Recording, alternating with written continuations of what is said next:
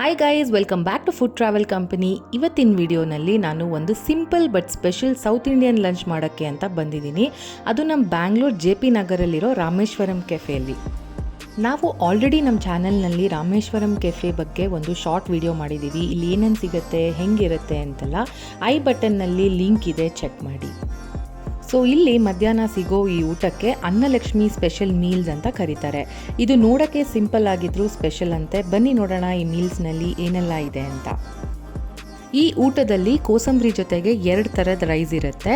ರೈಸ್ನಲ್ಲಿ lemon rice, white rice, capsicum rice, bisi bele bath ಮತ್ತು puliyogare options ಇದೆ.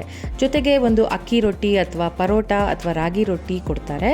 ಇದಕ್ಕೆ ಕರಿ ಮತ್ತು ಚಟ್ನಿ ಕೊಡ್ತಾರೆ. ಮಸಾಲೆ ವಡೆ ಅಥವಾ ಮಧುರ್ ವಡೆ ಕೂಡ ಕೊಡ್ತಾರೆ. ಕೊನೆಗೆ ಒಂದು ಸ್ವೀಟ್ ಆಪ್ಷನ್ ಕೂಡ ಇದೆ. ನಾವು ಇಲ್ಲಿರೋ ಎಲ್ಲ ರೈಸ್ ಆಪ್ಷನ್ಸಲ್ಲಿ ನಮ್ಗೆ ಇಷ್ಟವಾಗಿರೋ 2 ರೈಸ್ನ ಚೂಸ್ ಮಾಡ್ಬೋದು. ಮತ್ತು ಅಕ್ಕಿ ರೊಟ್ಟಿ, ರಾಗಿ ರೊಟ್ಟಿ ಅಥವಾ ಕೇರಳ ಪರೋಟ ಕೂಡ ಒಂದನ್ನು ಚೂಸ್ ಮಾಡ್ಬೋದು.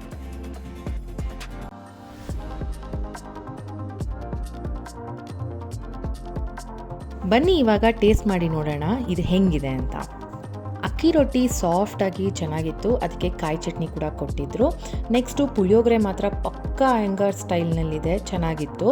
ನೆಕ್ಸ್ಟ್ ನಮ್ಮ ಮೈಸೂರು ಸ್ಟೈಲ್ ಬಿಸಿಬೇಳೆ ಬಾತ್ ಕೂಡ ಸೂಪರಾಗಿತ್ತು. ಮಧುರ್ ವಡೆ ಕೇಳಬೇಕಾ, ಸಖತ್ ಕ್ರಿಸ್ಪಾಗಿ ಸೂಪರಾಗಿತ್ತು. ಈ ಅನ್ನಲಕ್ಷ್ಮಿ ಮೀಲ್ಸ್ ನಮ್ಮ JP ನಗರಲ್ಲಿರೋ ರಾಮೇಶ್ವರಂ ಕೆಫೆಲ್ ಸಿಗುತ್ತೆ, ಮಧ್ಯಾಹ್ನ ಹೊತ್ತು ಮಾತ್ರ.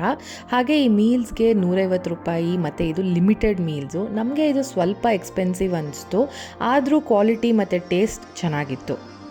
ಇದಲ್ಲದೆ ರಾಮೇಶ್ವರಂ ಕೆಫೆಯಲ್ಲಿ ಪುಡಿ ಇಡ್ಲಿ ಮತ್ತು ಓಪನ್ ಬಟರ್ ಮಸಾಲೆ ದೋಸೆ ಮಾತ್ರ ಮಿಸ್ ಮಾಡಬೇಡಿ. ಬೆಳಗ್ಗೆ 6 ಗಂಟೆಯಿಂದ ಮಧ್ಯರಾತ್ರಿ 1 ಗಂಟೆವರೆಗೂ ಈ ರೆಸ್ಟೋರೆಂಟ್ ಓಪನ್ ಇರುತ್ತೆ. ಸೊ ನೀವು ಹೋಗಿ ಈ ಸ್ಪೆಷಲ್ ಮೀಲ್ಸಲ್ಲಿ ಟ್ರೈ ಮಾಡಿ.